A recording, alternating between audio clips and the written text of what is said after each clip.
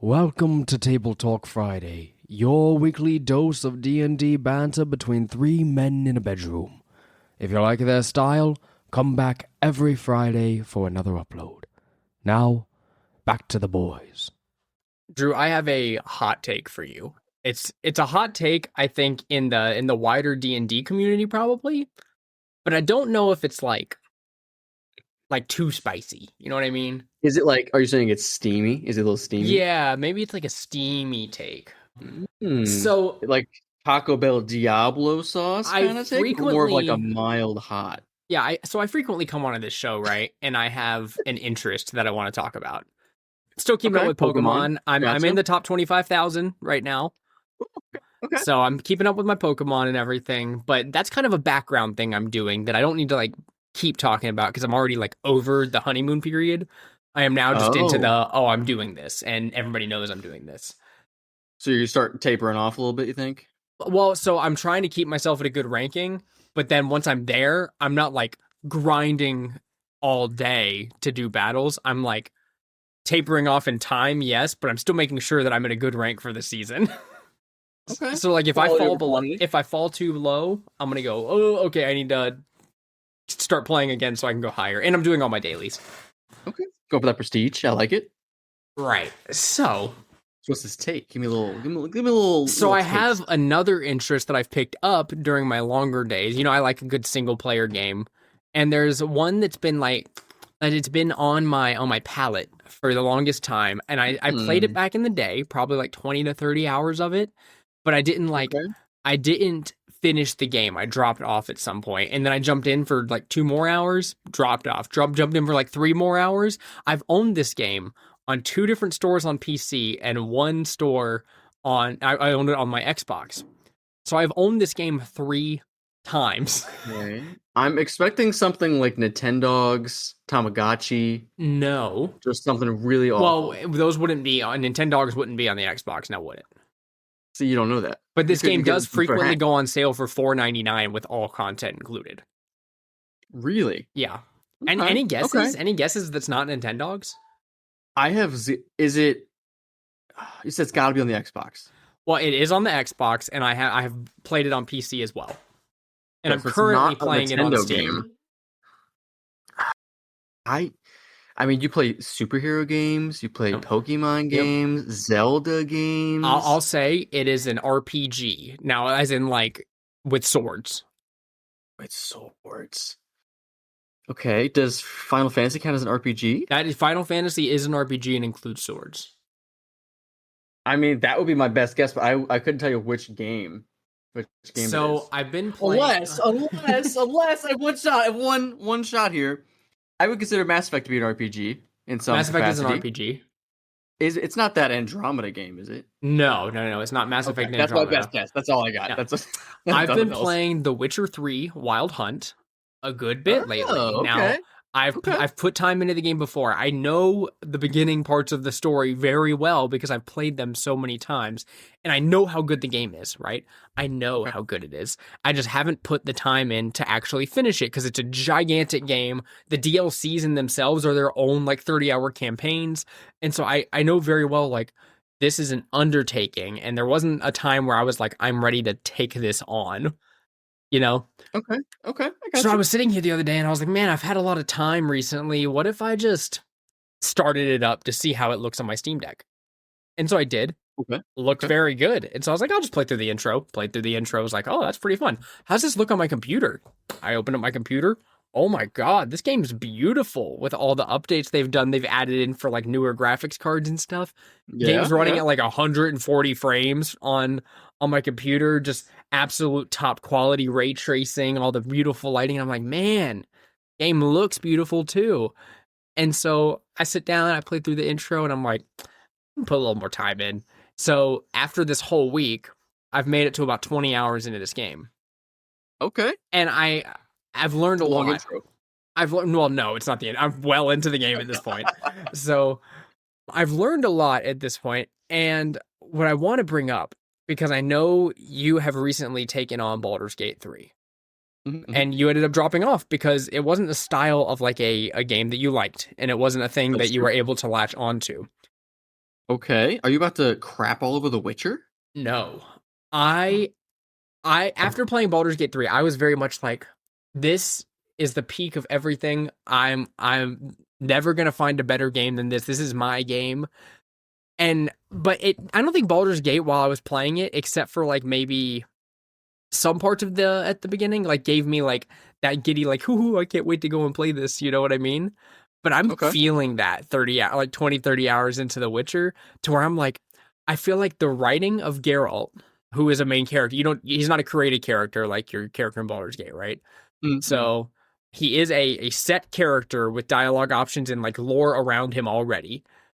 But the writing, the way the world is brought up to you, and the side quests, Drew, I think this game is better than Baldur's Gate 3. Really? I do. Okay. That is a very bold take.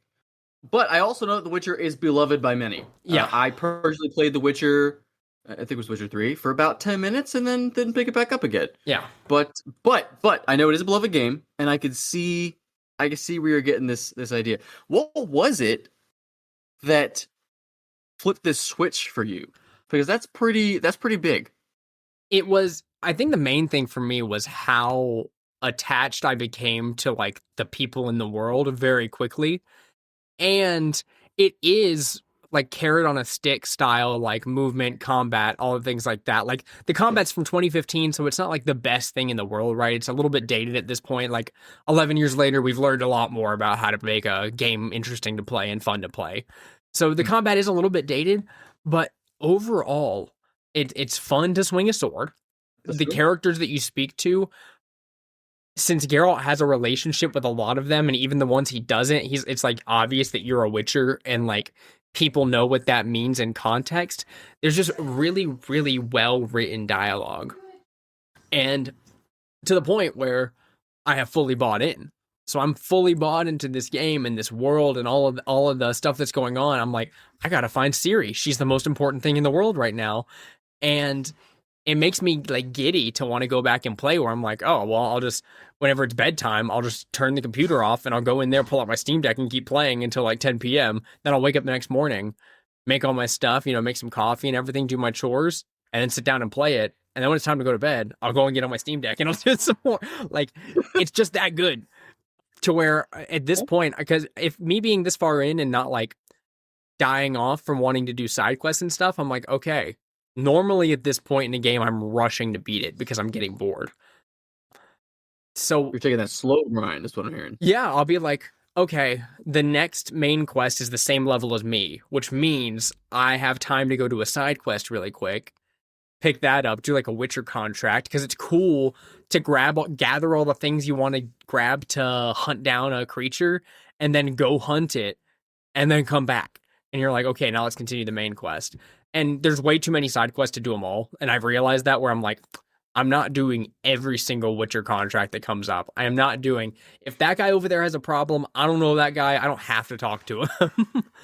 But the cool ones, you want to fight, I don't know if it's like hags or demons or whatever it may Right. be. If one comes up and I'm like, oh, there's like a cockatrice on the loose, that's cool. I want to go fight a cockatrice. And then I do it. And I walk into this den where this cockatrice is at, and it goes, hey, to get the cockatrice to come out of its hiding, you need to throw a bomb into the hole that it's hiding in. And I go, a bomb? I haven't made a bomb in 15 hours, and I don't know how to make a bomb. And so I go in the menus, and I'm missing one ingredient. And I'm like, oh, how do I find that ingredient? Oh, the NPC whose quest you already completed and they're somewhere else? Okay, cool. So I can't do that one. How do I find this one ingredient? Oh man, okay. And it took me like 20 minutes to go find the one ingredient. I'm already in the den looking at the spot where the cockatrice is at, and they're like, you need to throw a bomb. And I'm like, I have to throw a bomb? I don't It's have right one. there. Why can't I go get it? Exactly. So now I have bombs in my inventory, so I can do stuff like that. The game is wonderful. The game is good.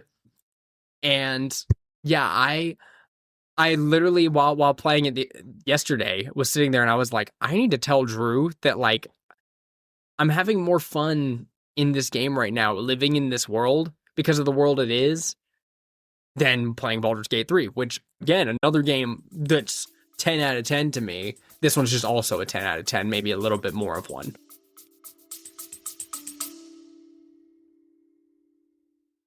We interrupt this regularly scheduled broadcast to tell you about patreon.com/Table Talk Friday, where you can get post shows from the boys every single week. Sometimes they talk about their personal lives, sometimes they talk about gaming, and sometimes the conversation just continues where it left off. So go check out patreon.com/Table Talk Friday now. Well, it's okay. I think there can't, you don't have to have one 10 out of 10 game in your life. You can have multiple 10 out of 10s. And I'm glad you said this because I haven't met anybody else that doesn't appreciate, I shouldn't say doesn't appreciate because I do appreciate it, but doesn't enjoy Baldur's Gate yet. So this is as close as I could get to someone hating on it with me. You mentioned the dialogue options, right? And I think this all ties into D&D as a whole, but mention the dialogue and there's sort of this pre-established lore behind Geralt. Am I saying it right? Mm-hmm. Geralt? Behind Geralt. And I missed that in BG3. I wanted there to be just like my character's lore, but it really wasn't the case. There was lore for so many people, and you couldn't possibly get everybody's lore at once, and it was really intimidating. And I thought almost boring to try to hunt down like one thing. Like I really wanted to know what Gale's lore was, and I don't know what Gale's lore is to this day. I'll figure it out eventually. But I don't want to hear about all 8 of these other people thing going on and meet with 15 people in the town. I want the lore that goes along with Geralt. I want to talk to people in the street that are going to give me information about me and my adventures and where I'm going. They're going to sell me things for that, blah, blah, blah. It was too much almost. Did you have the problem of needing to talk to everybody? Yes. Oh, I wanted to talk to as many. I wanted to talk to as many people as possible because I've been told that there's a million different options in this game. There's all these side quests, but you don't know where they're hidden. In D&D, it's like, oh, well, Seth, I want to go talk to somebody in town about finding a library. And usually I could find one, or that's not the case. But in Baldur's Gate 3, I could spend 3 hours talking to people about whether or not there's a library in town, and instead I end up buying a coin that is worth nothing that I had to flip 15 times. It's just, and I wish it was more Witcher 3 style or other games where you're playing one character and you're learning about that one character. Yeah, well, I think the big thing when it came to Baldur's Gate 3 is you really have to be like into the idea of like open book exploration of like I'm going to go out and just do a bunch of RPG quests and have a good time doing so, level up a little bit and take on the big bad whenever I feel like I can do so. I ended up my first time taking on the big bad way before I was supposed to, but I managed to knock him down into that spider pit and like shoot things at him while he's down there fighting the spider. So teasing him.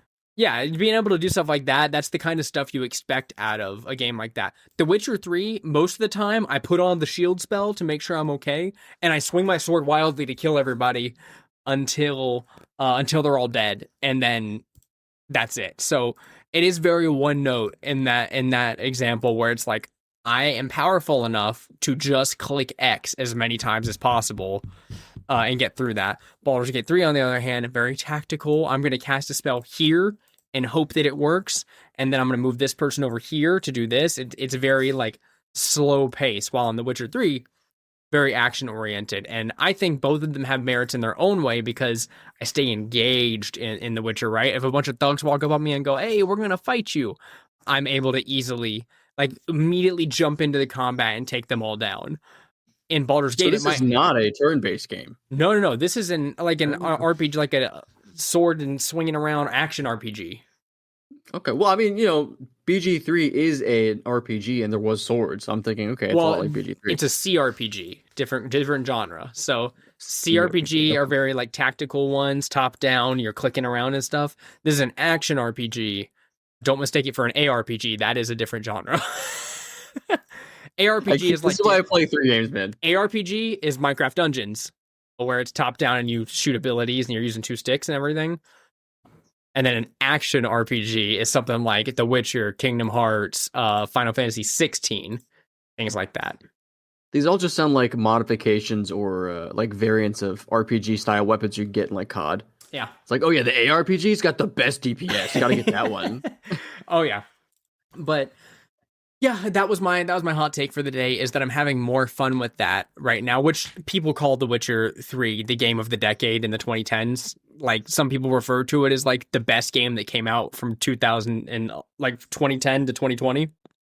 Oh, so, dang, okay. So It's not like it's a super hot take because 2021 Baldur's Gate 3 comes out. They're not from the same decade or anything. They're not being compared all the time.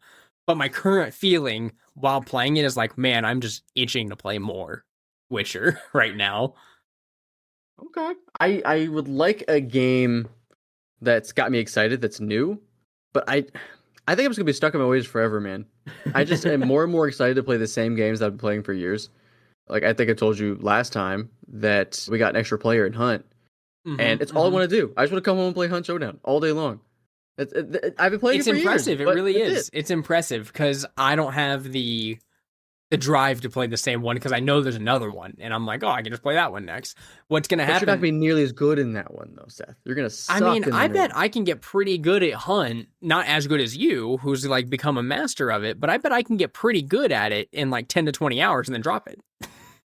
But why be pretty good when you can be excellent? Because there's a lot of like a god. Well, I like to experience a lot of new things though. I like a new stimulus where I'm like, okay, and you already know I play a lot of things, not everything, because Pokemon Champions does not have a story. But I do play a lot of games to get a narrative out of it in the same way that I like watch a show or read a book. So okay. I do play a lot of things like just to see a story, to feel a story with characters that I like.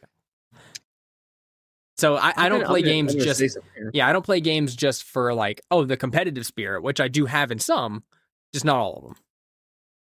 So I think what I'm coming to realize after playing BG3 and sort of expecting a video game version of D&D, which I guess it is, to me it almost isolated D&D even more, right?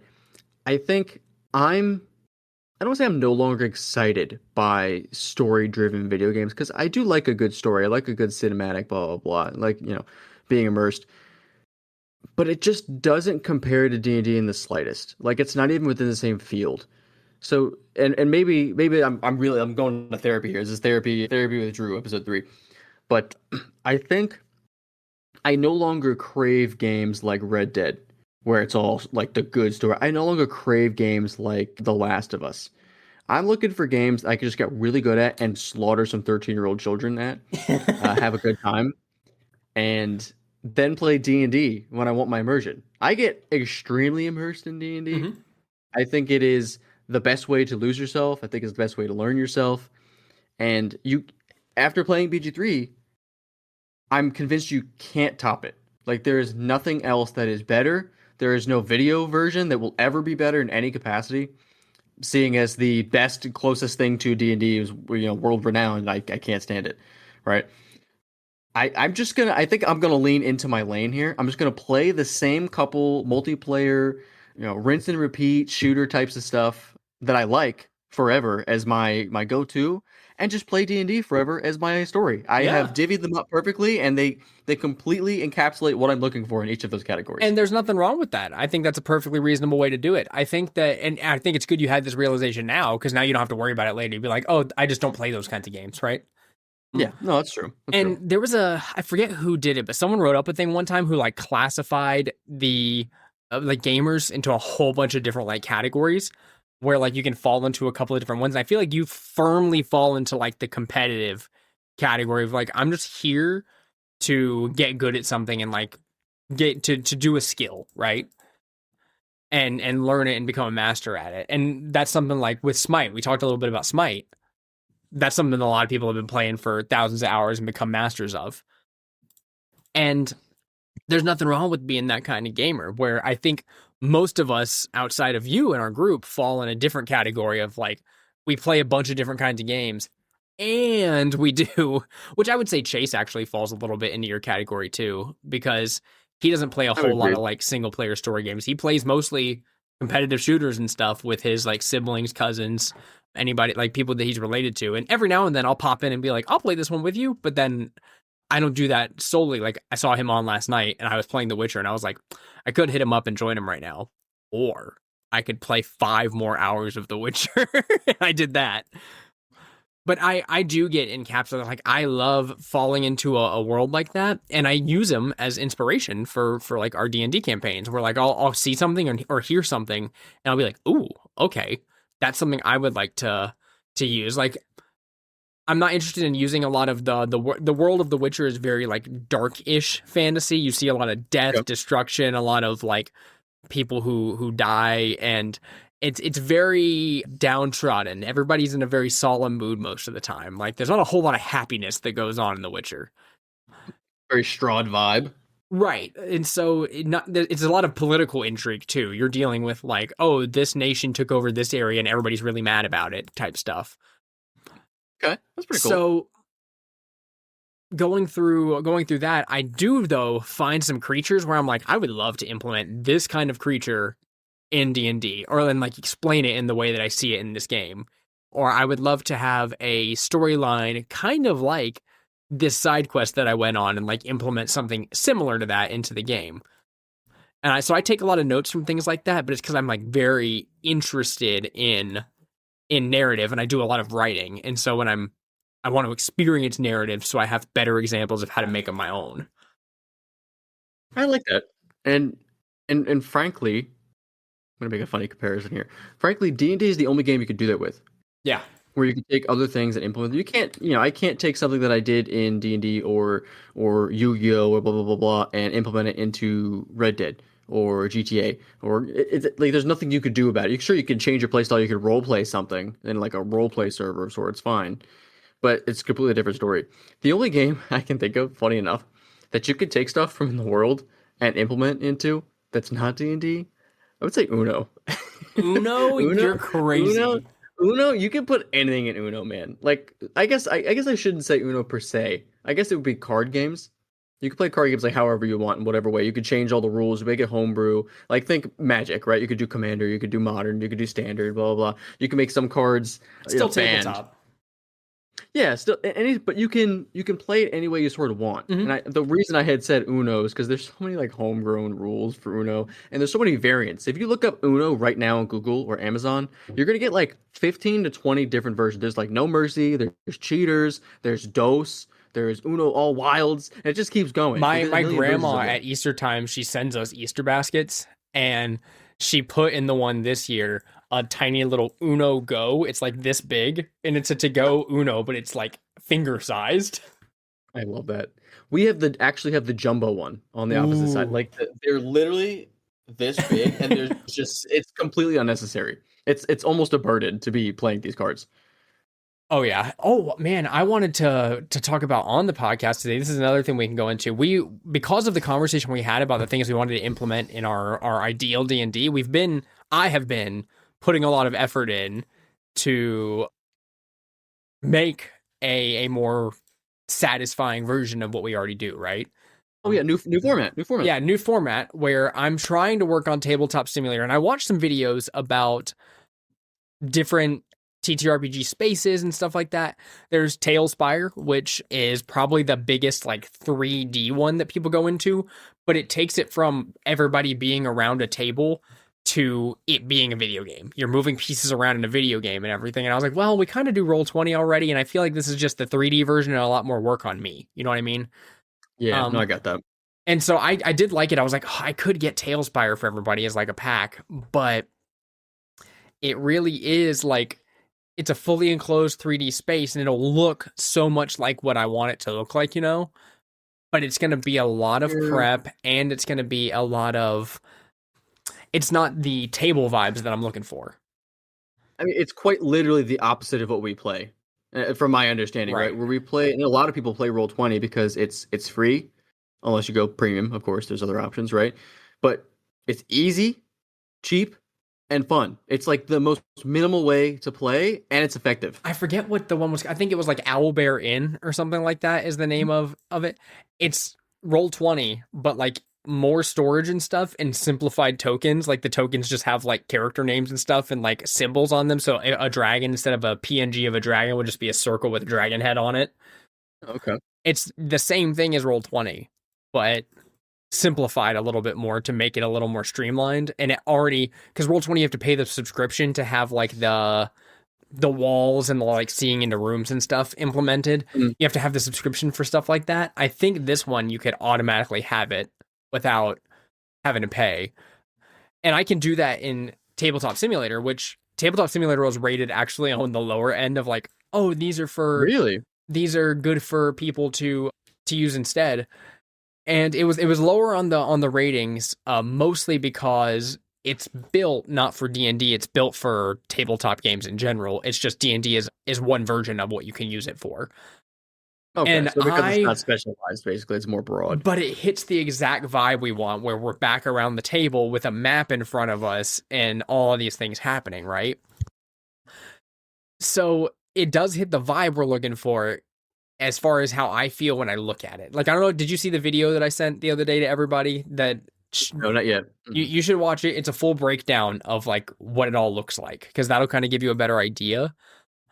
But yeah, looking at it, I've got the full around the table spectrum. I've got a DM screen on my side that you guys can't see behind, like physically cannot see behind, even if you come over to it. And then you guys all have dice trays in your own areas where you're able to put your things where other people can't access them. So, Oh, that's kind of and it cool. really is around a table. And then I have all these effects. I can turn on rain or snow or fog in the room and change the lighting and everything to daytime, nighttime, midnight, dusk, dawn, everything like that, to the point where like it's very customizable. But it was arguing with me really bad the other day because someone had to program this. It's a scripted game in there. And so it's got some weird ways that it works. The hardest thing to do in it is make maps. Oh god. And so I did end up figuring it, but what I wanted was to be able to have some 3D terrain, right?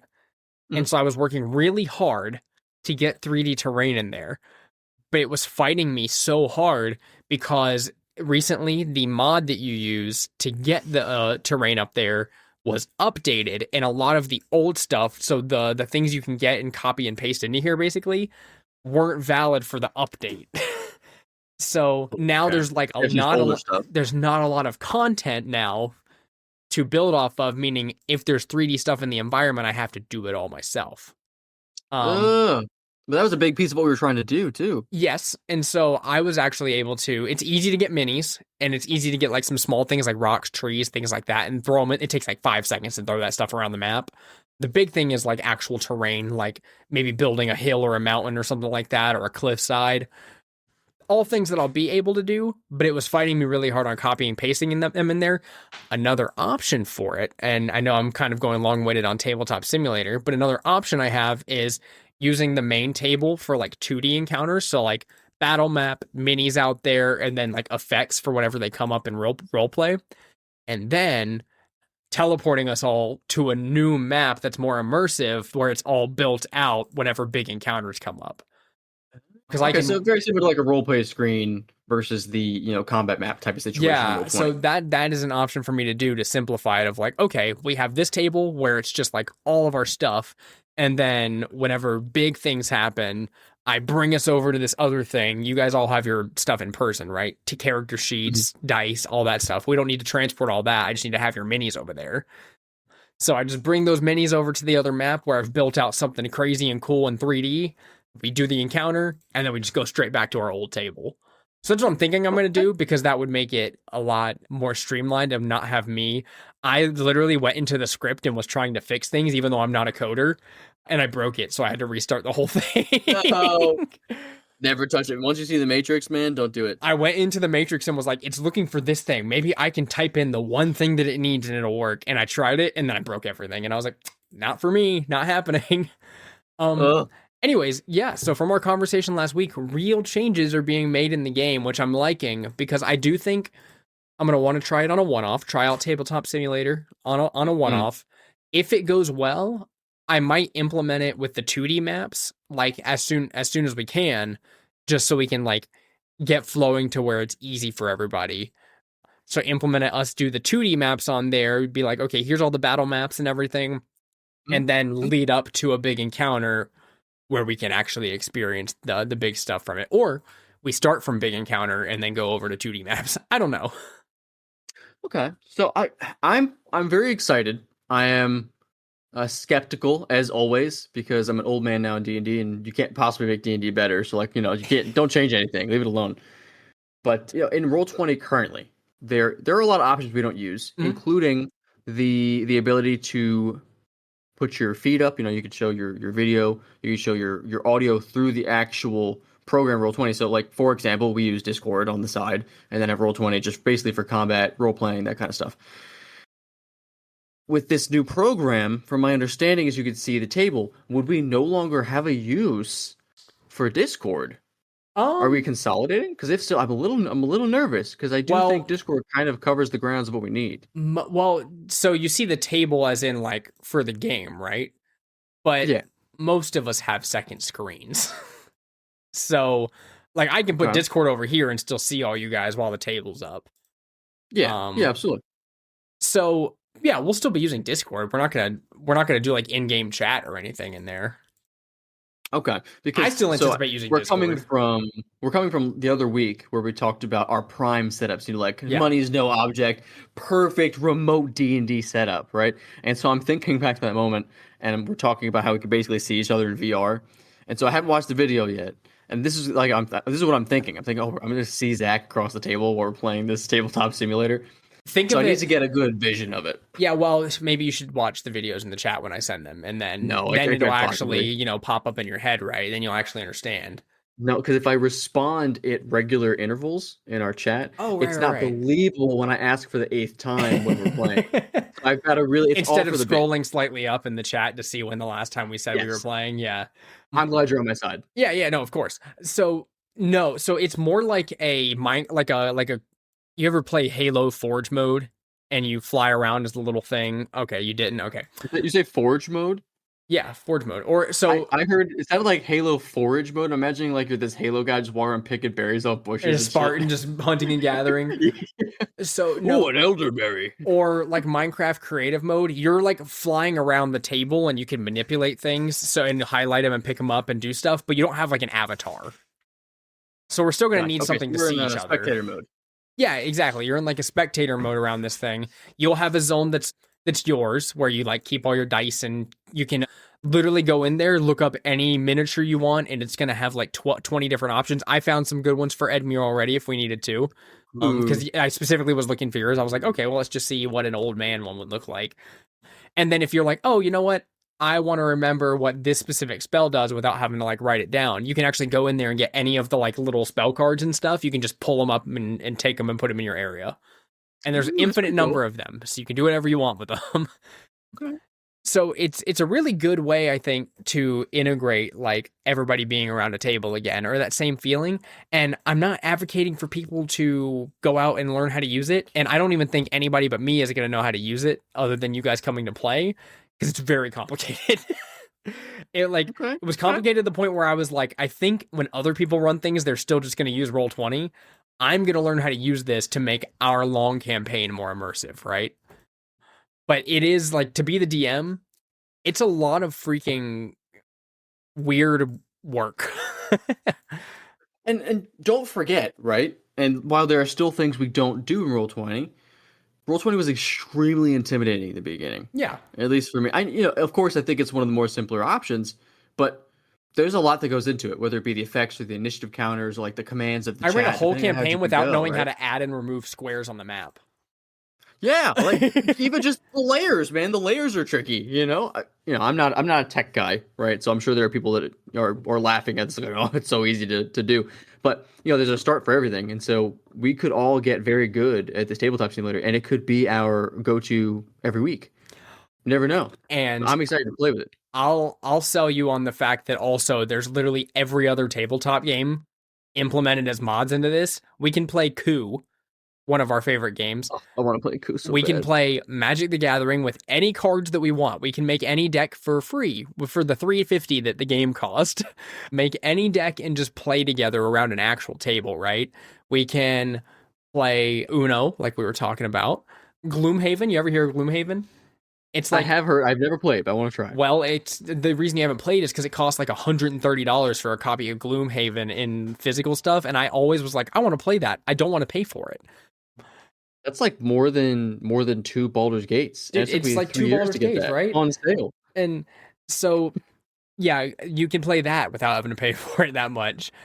So there's just a lot of board games, Risk, Sorry, whatever game you want to play, we can also play those in the game. So that's another like big shoot for, like, oh, we can't play this week. Hey, you guys want to load in and play Magic? Or, okay, We can't play this week. You guys want to just still hang out and play Risk?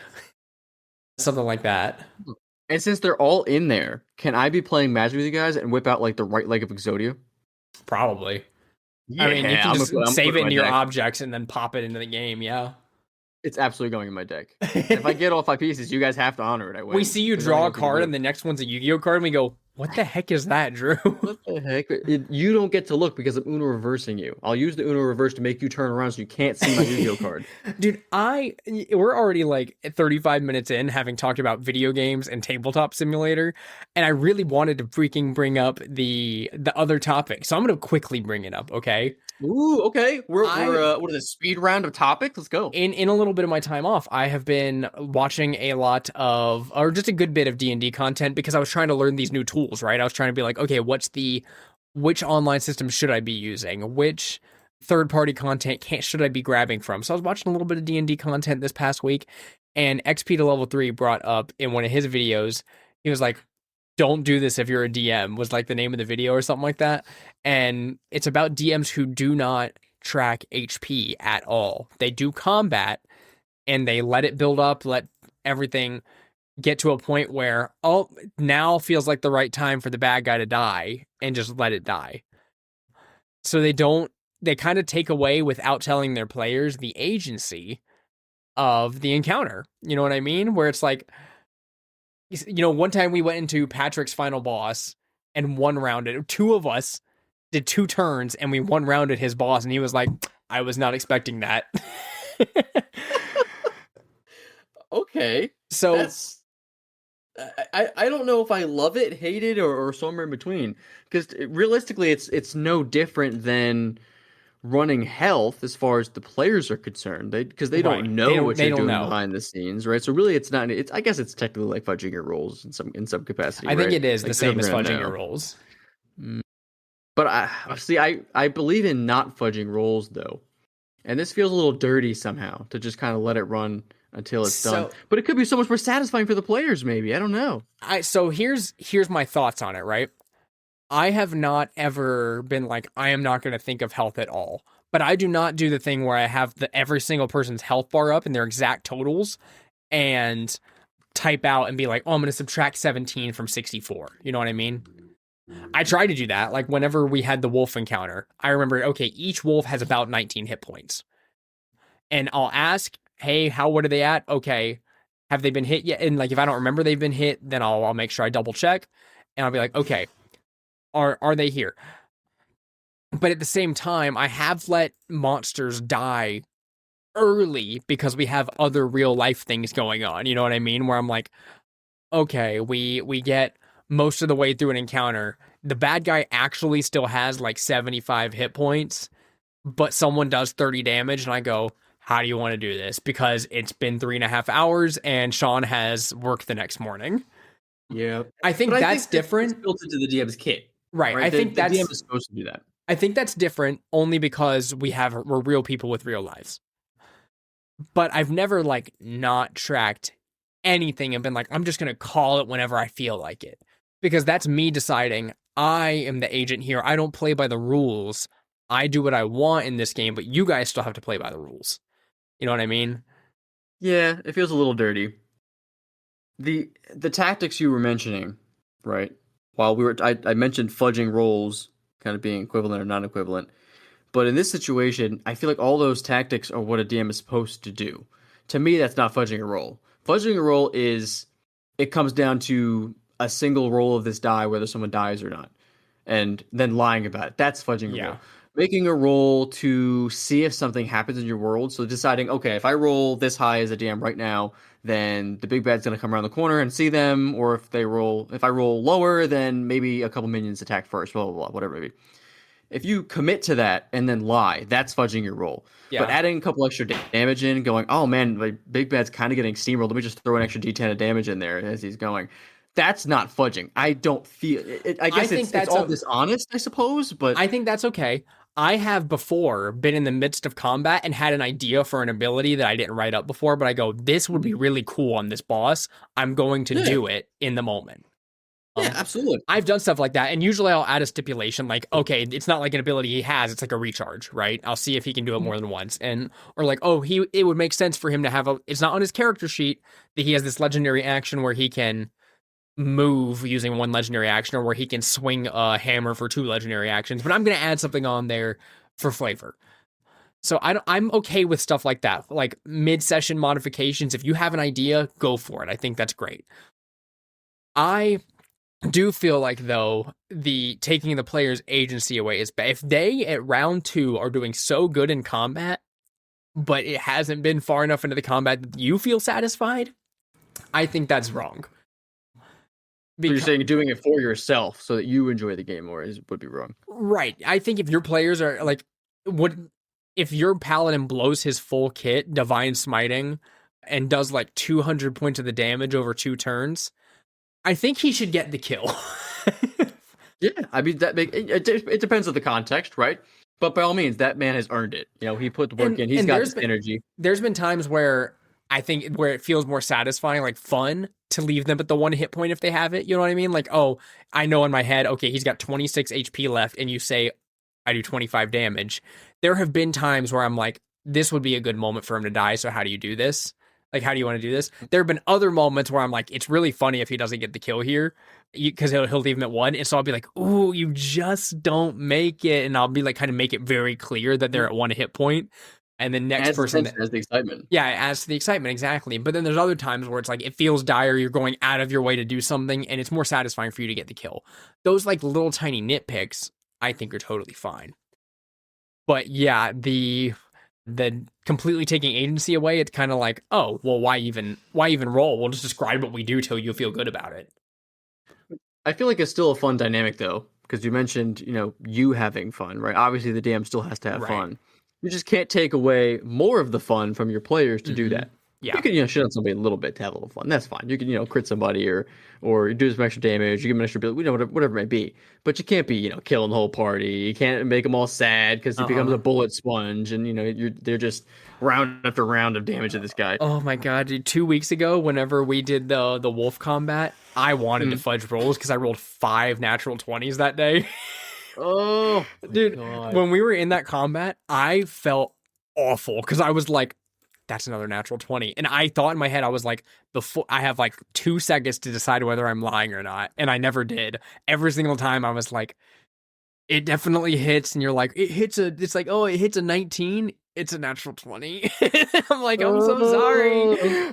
That was the one time in the last like year of me DMing that I've been like, I feel like I should fake this, and I didn't. And I'm glad because the combat ended up going pretty well in the end. Like the latter half of the combat, just fine. No issues. But like that first half where like I knocked Patrick's character down, I was like, well, that's not good.